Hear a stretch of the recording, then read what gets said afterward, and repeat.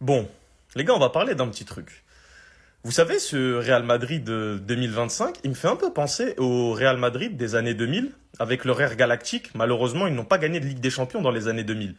Mais pourquoi je vous dis ça? Parce que déjà, premièrement, les gars, je suis tombé sur une rumeur transfert comme quoi si Vinicius était amené à partir de Madrid, Pérez voudrait acheter Haaland.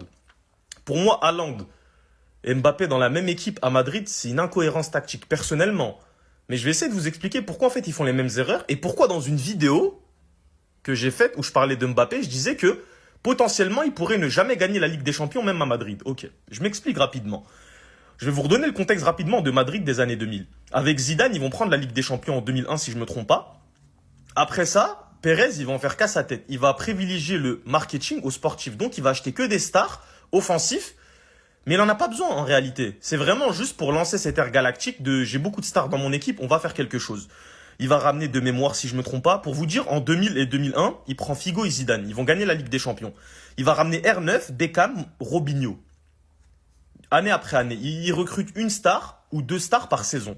Le problème, c'est pourquoi en fait ça n'a pas fonctionné. C'est parce que déjà, il y avait un trop gros déséquilibre offensif et défensif.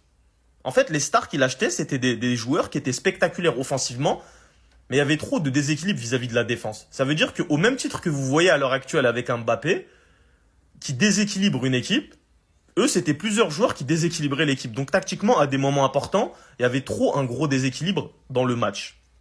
Pérez, lui, voulait que l'équipe elle soit juste glamour. Il s'en foutait. Les gars, il voulait juste une équipe offensive. Pour vous dire de mémoire, encore une fois, si je me trompe pas, juste sur les dates, 2003 ou 2004, je crois que c'est 2003, il laisse partir Makelele. Makelele, c'était une pièce maîtresse pour Madrid, mais il le laisse partir. Je me rappelle même plus pour vous dire il l'avait remplacé par qui, mais il laisse partir Madrid.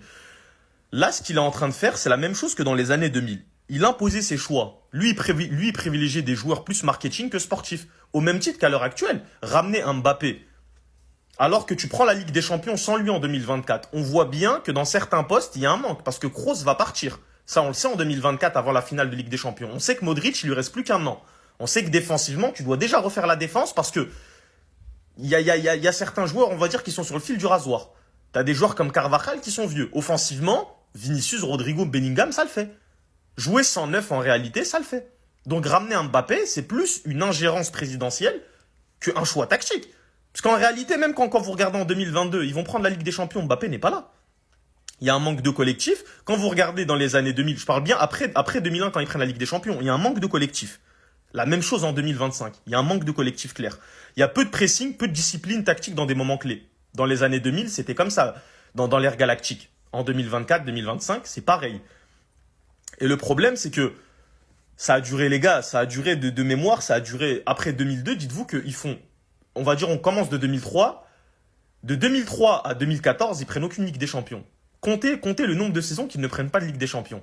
Et c'est pour ça que même en regardant cette rumeur transfert où j'ai vu Haaland, ça m'a rappelé un peu cette ère galactique où Pérez faisait juste des choix marketing. Il se disait pas non, faut que la tactique soit en place, faut que collectivement le joueur serve. Non, c'était une ingérence et lui voulait ça, il imposait. Et même quand vous regardez on va dire la sortie d'après-match, quand il y a eu PSG Real, on a vite compris qu'en fait Xabi Alonso on lui a imposé le fait de mettre Mbappé dans le 11. Je pense que lui ne voulait pas mettre Mbappé dans le 11, mais je pense que Pérez lui a imposé au vu des déclarations qui sont sorties, moi je pense que c'est Pérez qui lui a imposé ce choix.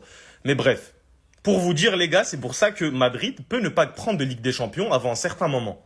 Parce que c'est une équipe déjà qui a un problème, il y a une reconstruction à faire, mais même les choix qui sont faits, ils sont, excusez-moi de dire ça, merdiques.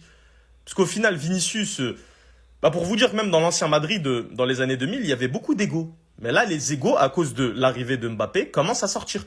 Vous voyez un joueur comme Rodrigo, on vous dit qu'il fait une dépression. Le mec, il est entre j'ai envie de partir, j'ai envie de rester, mais on ne sait pas pourquoi. Vinicius, il veut un salaire comme Mbappé. Le problème, c'est que j'ai vu que le club lui a mis un ultimatum. Il a jusqu'à l'année prochaine pour augmenter ses performances. Sinon, il peut partir, on s'en fout de lui. Bellingham, c'est un joueur, le pauvre, on sait même plus ce qu'il fait sur un terrain. Au final, les gars, l'arrivée de Mbappé, est-ce que c'était une bonne chose? Je ne plains pas l'arrivée de Mbappé, hein, parce que moi, c'est vraiment Pérez à qui j'en veux. Parce que l'arrivée de ce joueur ne servait à rien à l'équipe.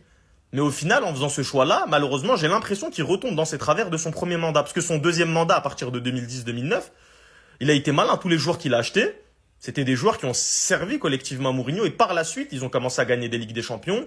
Et bref, le triplé, etc. Mais là, les choix qu'il fait, pour moi, c'est incohérent.